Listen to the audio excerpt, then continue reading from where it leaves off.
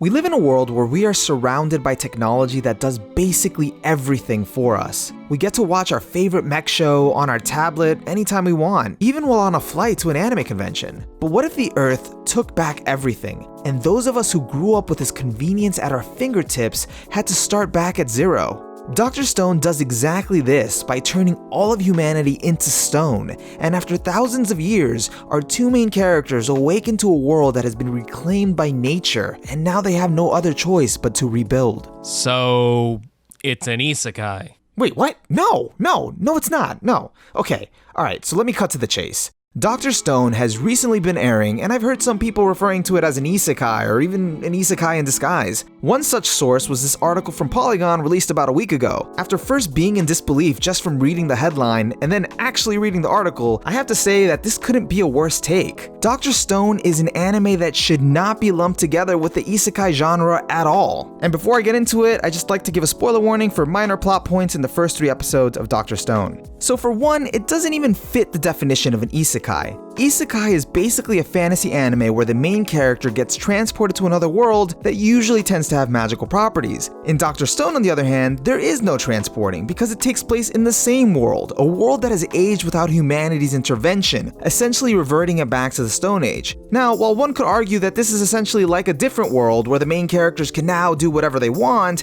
the absence of laws, society, and norms does not absolve them from needing to hunt for food, finding a safe place to sleep, and bundling up for cold climates. Frankly, they're more vulnerable now than ever before, by being left with nothing more than basic scientific knowledge and their own particular skill sets to put that knowledge into practice. By having characters that are lacking resources and are forced to confront their physical limitations, the focus of the show is more about survival than your typical isekai, which tends to be more of a power fantasy. Take Taiju and Senku for example. There is nothing miraculous about them. Taiju is all muscle but can't fight for his life, while all Senku has is his brain and a great sense of self-confidence in himself and the scientific process. Together they make up for what each other is lacking, reinforcing the fact that humans need other humans in order to build something greater and grander than themselves. It's not a story about escaping into another world where only there you can thrive and reach your full potential, but taking the one you're currently stuck with and moving forward. Bringing me to my next point, Dr. Stone faces reality head-on. In 2017, Dr. Stone began its serialization of Weekly Shonen Jump, joining the Promised Neverland as new manga that catered to Jump's shifting demographic of readers who want stories with darker themes and more introspective characters. Moving away from the wildly popular battle manga formula, readers now want stories that prioritize ingenuity over fighting, lead characters that use their brains to get themselves out of dire circumstances rather than resorting to brute force. Taiju is actually a perfect embodiment of this shift by having his brawn be used for hard labor rather than fighting, and his adamant refusal to even throw a punch at any living creature makes the message clear to the audience that this is not that type of show and will not become that type of show, even when the characters are faced with overwhelming opponents. Because of this, the show tries to remain grounded in real science that viewers can actually replicate. Obviously, it is all still rooted in some degree of fantasy because of its target shonen audience, but it carries this attitude that there are actually no mysteries or magic. With just enough patience and effort, everything can be and will be explained through science. What a fine day for science! This is also the reason why I'm not too concerned with the almost magical phenomenon that turned all of humanity into stone. The show's appeal comes in breaking down the slow and steady process that is involved in building up to those answers. This makes it feel like there's almost a guarantee that everything will have an explanation, at least one that's consistent with the show's idea of the real world rather than our real world. The real world.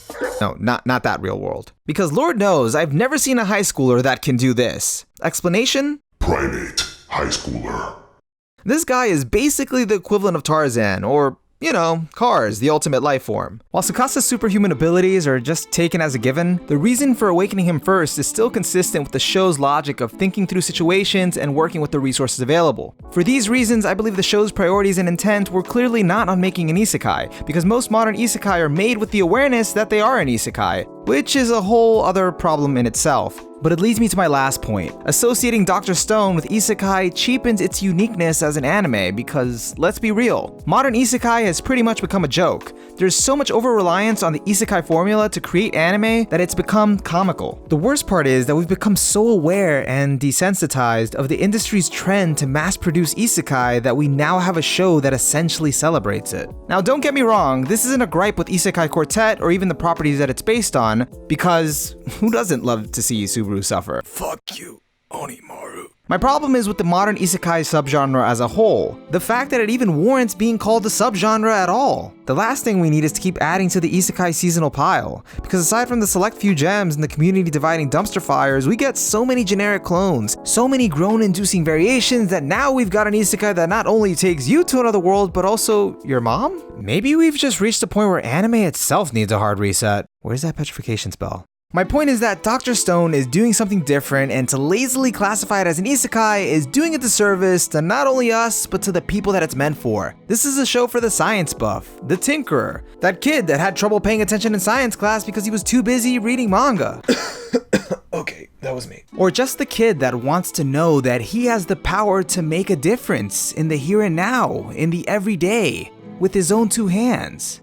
So no, I don't think Dr. Stone is an isekai, nor should it be lumped into the isekai genre. But if you still feel the need to label it and are at a loss for something just as catchy, then let's think this through. Isekai is formed from 3 kanji. One of them is I, meaning different, and the other 2 forming sekai, which translates to world. With that in mind, it wouldn't really make sense to call Dr. Stone an isekai because it already means different world, so how about we just tweak it a little so it makes more sense? Thinking of the situation, it wouldn't make sense to call it a time travel because the world ages, but all of humanity kind of goes with it, so that doesn't really make sense. So it's really more about the world being brought back to its natural state, kind of like a restart. Oh, I got it. Just call it a isekai. Get it? That still sounds like an isekai. Oh my god.